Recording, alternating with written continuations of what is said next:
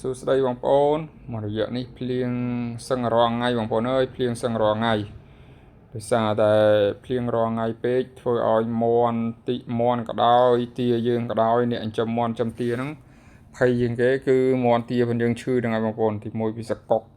វាក្តៅខ្លួនវាហៀសបោផ្ដាសាយវាដូចតែមនុស្សដែរយើងវាដូចតែមនុស្សយើងដែរទេបងប្អូនមន់ឬក៏ទានោះវាមិនខុសគ្នាប៉ុន្មានទេហើយមួយរយៈនេះមន់ខ្ញុំវា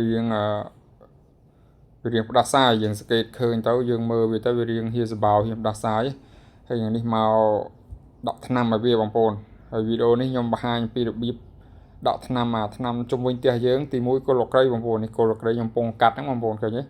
កាត់វា4-5គុំមកបងប្អូនហើយជាមួយនឹងខ្ទឹមសបងប្អូននេះខ្ទឹមសយើងហ្នឹងផ្ទះយើងហ្នឹងបងប្អូន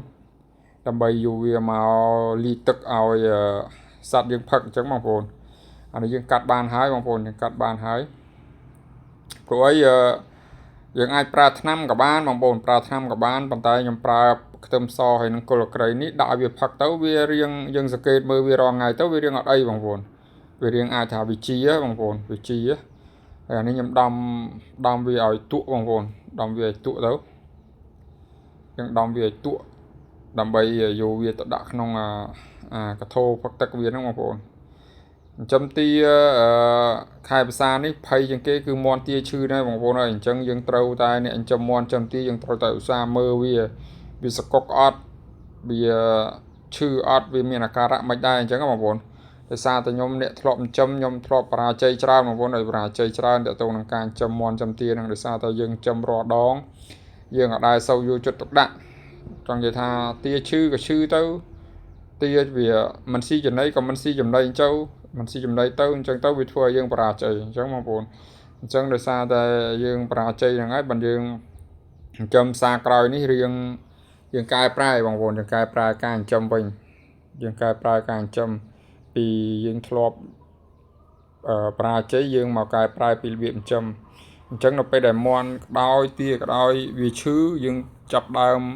ព្យាបាលវាបានលឿនតិចបងប្អូនអានេះយើងដំខ្ទឹមបងប្អូនដំខ្ទឹមយើងប្រហែល1ខាំបងប្អូននិយាយទៅ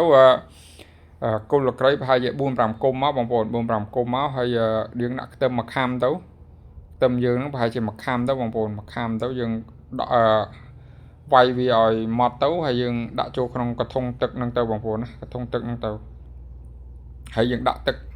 វាឲ្យពេញមកបងប្អូនអញ្ចឹងមកយើងដាក់ចូលមកហើយយើងដាក់ទឹកវាឲ្យពេញមកបងប្អូនអញ្ចឹងបងប្អូននេះបន្ទាប់មកយើងដាក់ឲ្យវាផឹកទៅបងប្អូនដាក់វាផឹកប្រហែលជា2ថ្ងៃ3ថ្ងៃហើយយើងសង្កេតមើលវារហូតបងប្អូនយើងសង្កេតមើលរហូតតាមមន់ទាយើងនៅពេលដែលដាក់ឲ្យផឹកទៅវាមានការប្រែប្រួលអត់វានៅឈឺដដែលឬក៏អត់អញ្ចឹងណាបងប្អូនខ្ញុំដាក់ទៅវាសម្រាប់ខ្ញុំវារៀងប្រែប្រួលវារៀងអត់ហៀសបោអត់អីអញ្ចឹងណាខ្ញុំតាមដានមើលរាល់ថ្ងៃដែរអញ្ចឹងអរគុណច្រើនបងប្អូន